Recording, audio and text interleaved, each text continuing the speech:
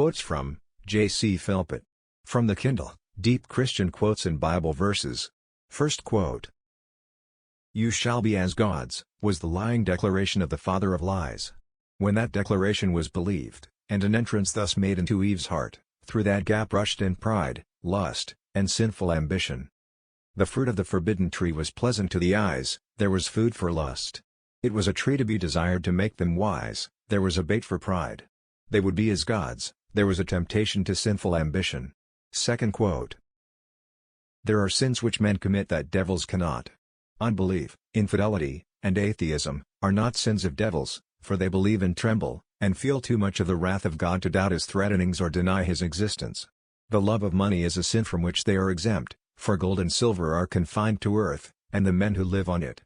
The lusts of the flesh in all their bearings, whether gluttony, drunkenness, or sensuality, belong only to those who inhabit tabernacles of clay.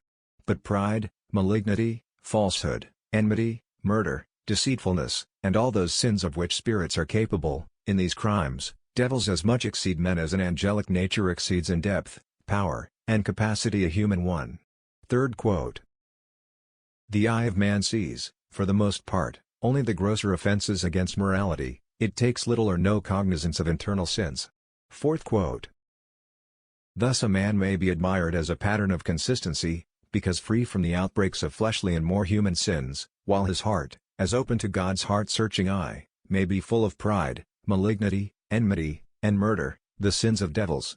Such were the scribes and Pharisees of old, models of correctness outwardly, but fiends of malice inwardly." Fifth quote. "All sin must, from its very nature, be unspeakably hateful to the Holy One of Israel. It not only affronts his divine majesty and is high treason against his authority and glory, but it is abhorrent to his intrinsic purity and holiness." Thanks.